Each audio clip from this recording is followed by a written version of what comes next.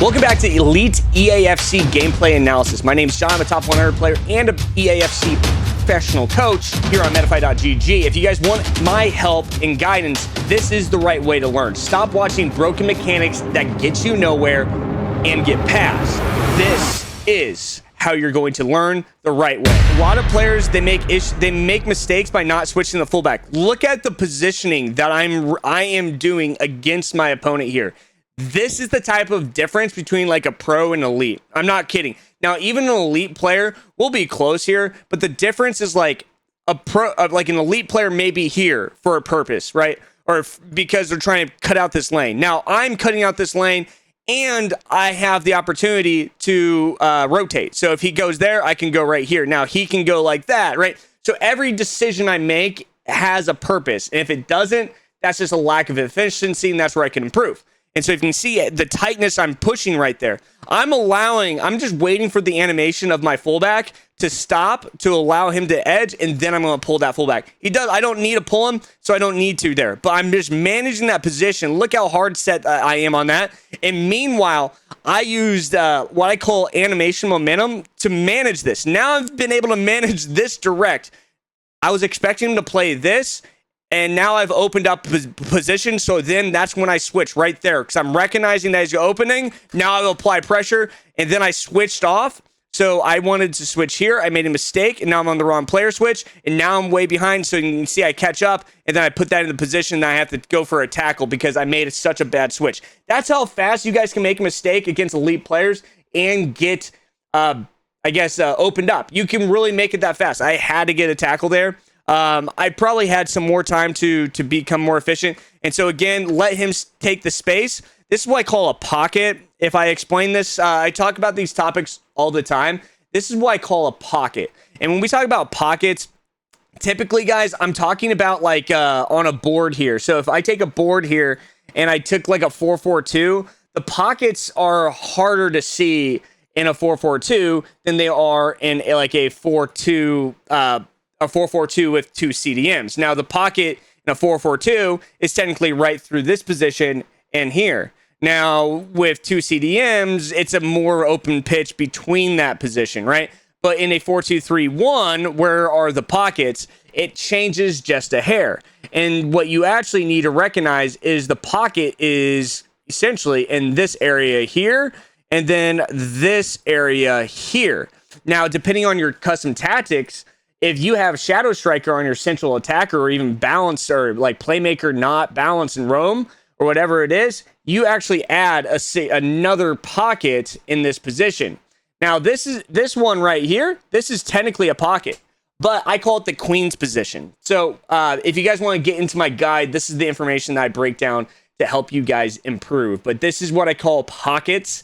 And so when we get into a position as a pro FC coach, being a top 100 player in the world, I have built a guide to break through that skill wall that you just can't seem to get past. With my pro and fundamental bootcamp, you guys will be able to get the tools and information you need to get to the next level. If you want something more private and personal, check out my private coaching with me, just like you see here, and get your gameplay analyzed to get to elite.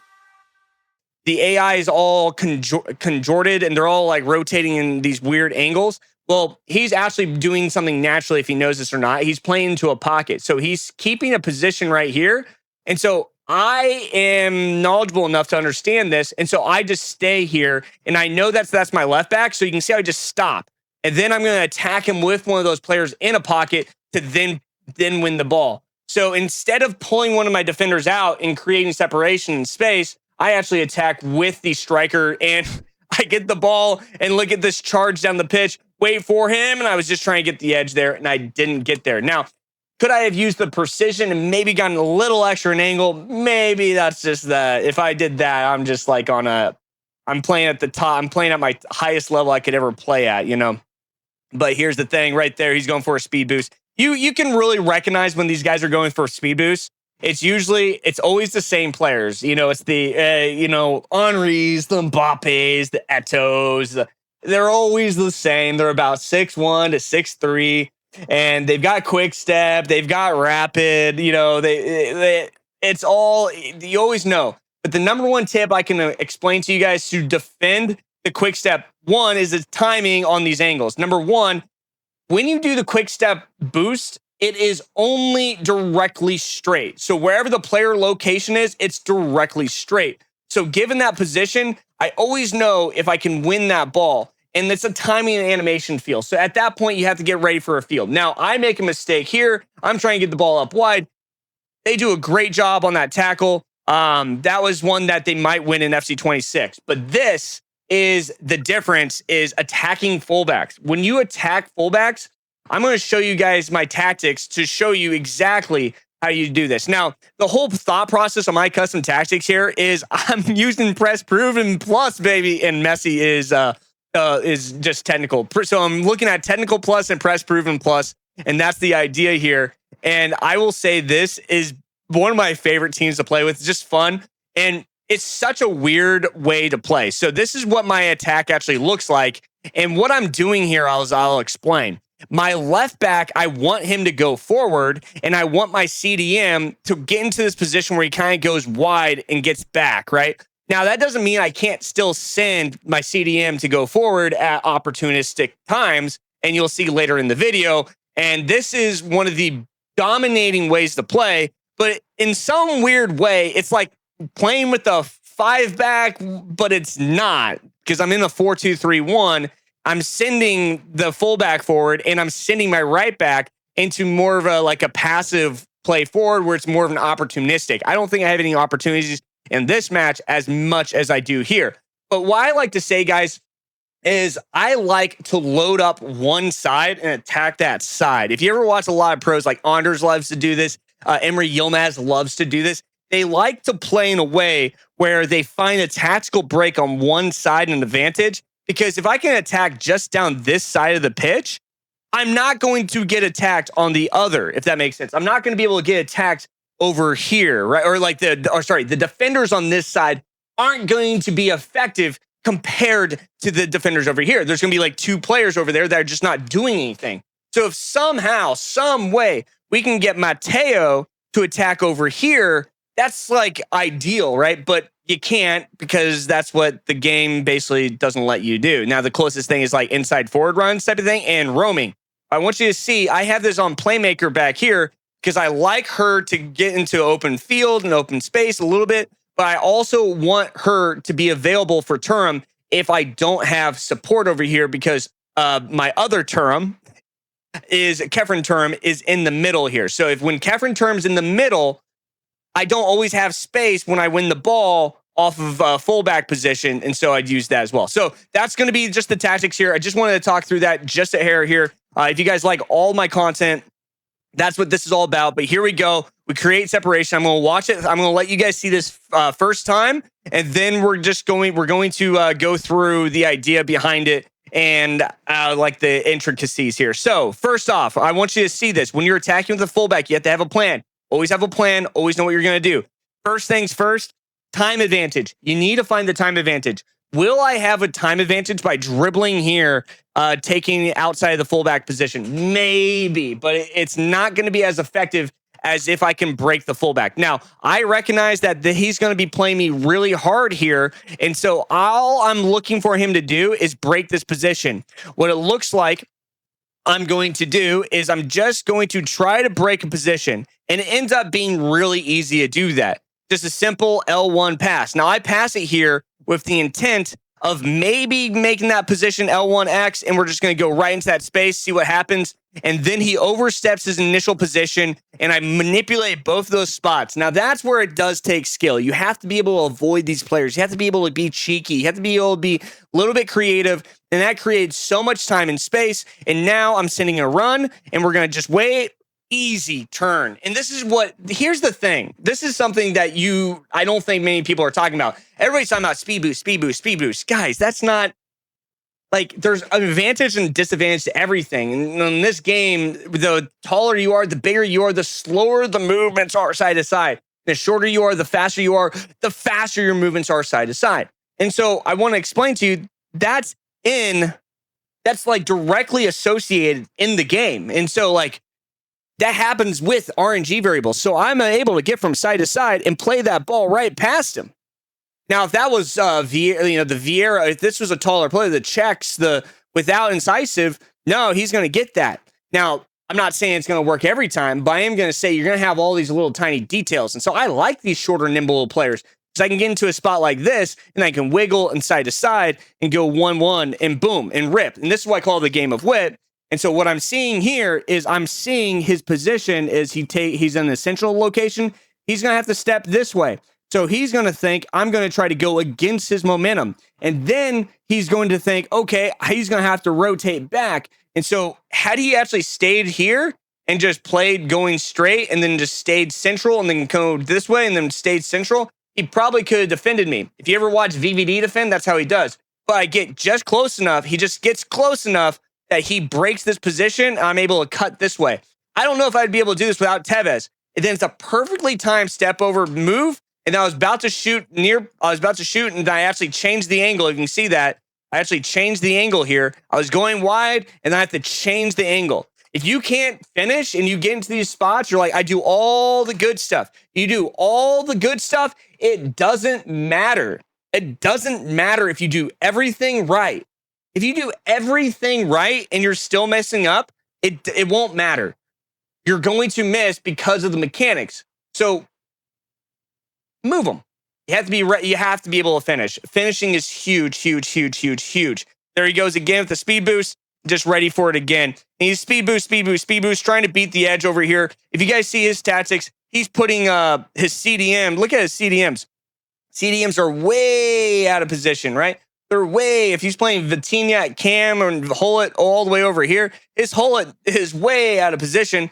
And so we're recognizing that, and so we're attacking that space. So when Hullet steps up and he goes out of spot, that's a defensive mistake for sure. But when Hullet steps up and he goes out of spot, out of location, it's just bad, man. It's just bad. You shouldn't do that. So like right here, I take two positions and I go in the same spot. That's not what you want to do. That's not what you want to do. I need to stay flat here. What I was worried about is that pass, but she's going offside and I opened up. That's bad defense. I was able to manage the pressure. But against a pro, this guy is nowhere near that skill level, but he is a DDA player, literally called DDA. So he's extremely mechanical. When I see stuff like this is when people have their title as DDA, what do you expect they're going to do? Like, what do you expect they're going to do? You think they're going to play very nicely in position or they're going to try to use every single meta BS thing they possibly can. When you see what is it? Sparky Striker 69. He's going to try to be the meta abuser. When you see meta abuse 12, you know they're going to try to just do this crap all game long. So when I see DDA Airlines and DDA, what do you think he's going to do? He's going to do this, but this is he's going to do this all the game. But here's the thing. I know mechanics. I know these mechanics, and here's the mechanic that you need to know. When you're going into an aerial ball, you can win the ball potentially by getting better mechanics, or you can win against higher level players. In this scenario, I am going full power square with high momentum going in. Now I let go, and so it's animating at full balance, at full power, and I go and I win the ball. Now, winning is just not losing the position, because there's two ways to combat this moment.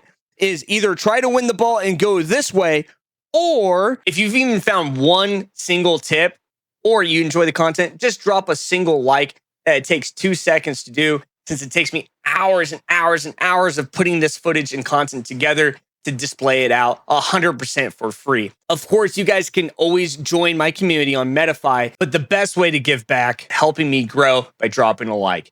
Thank you. Let's get back to the content. To be elite, you need the right squad. I use FUTalert's AI trade tracker to give me alerts to my phone and track my trades in the portfolio. Enhance your FC experience with AI. Go to FUTalert in the description below. Or lose the ball and it goes this way, right? How do I defend this if that happens? Well, you have to player lock out of this, which is really annoying, but I would have to player lock here and then step to this position right here. So I would player lock first and then step into this zone. And so that is not something I am very good at right now, because I haven't played enough to do that. But that's what you have to do in that scenario. So right on, straight through, easy attack. And I'm going to do my classic signature run where I get him to commit. I'm just waiting for a commitment, and then I'm going to step, and I'm going to make him look like I'm going to go. And so he's going to step, and I'm just going to make this pass.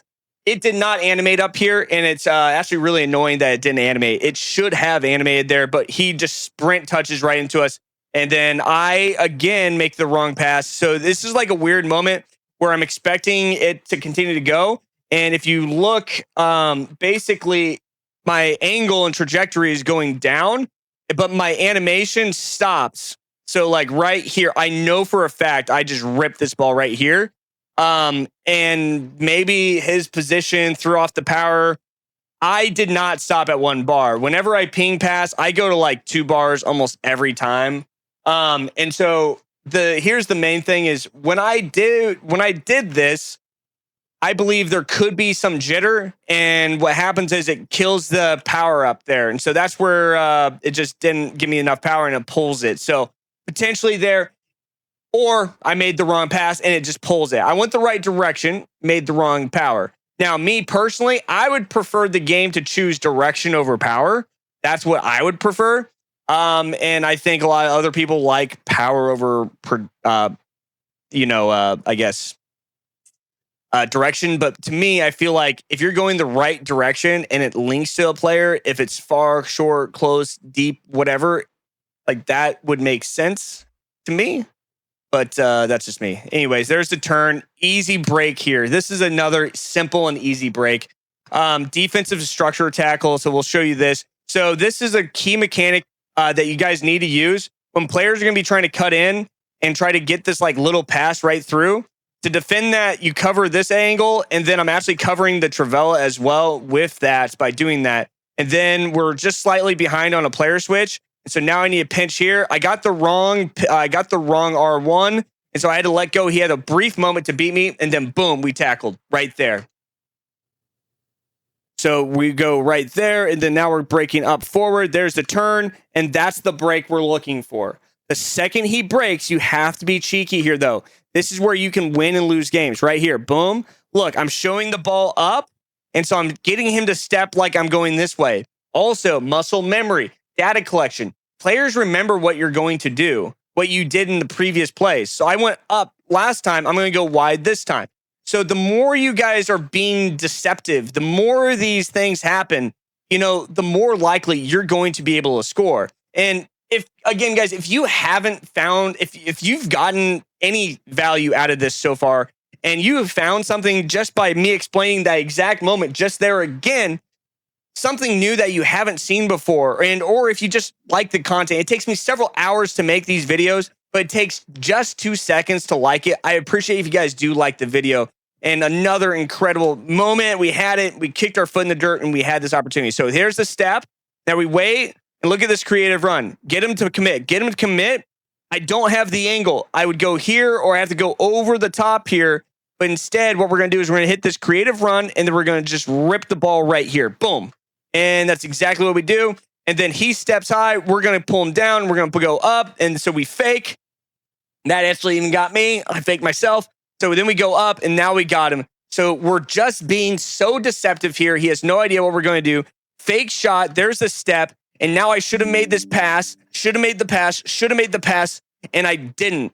And so when I'm playing at my peak ELO, when I've played this game 8 hours a day, 12 hours a day, every single day, and I am well rested, I am practicing against other pros, I'm playing against other players, that's a moment where I would score, and then this goal would never happen. But if you see that created a counterattack, my fullback's out. And now I have to manage that position, and that's exactly what I'm trying to do. But some reason Van de Ven steps really high and marks really high. If you actually look up here, if you look down here, Van de Ven steps very, very high there, which is strange. And so once I see that space, you can see I try to mark that, and I was like, I'm on the wrong guy.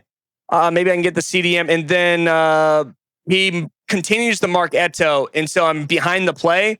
And then I had a really bad move there. So that's me playing poorly. I still had the opportunity. It wasn't my tactics, because look at the tactics.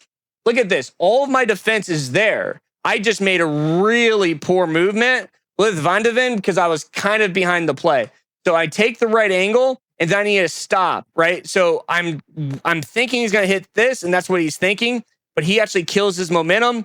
And then I'm here and I'm thinking he's going to take the edge. And so what I should have done is gone back and pulled this down, double R1. I should have double R1 there. I should have done a bunch of things. You can see I was actually late. I tried, and then he gets a weird, really weird animation here. If you look really closely, I'm in the right spot and I'm animated, but I want you to see something. I am holding sprint when the animation occurs. If I don't hold sprint there, that is a block all day.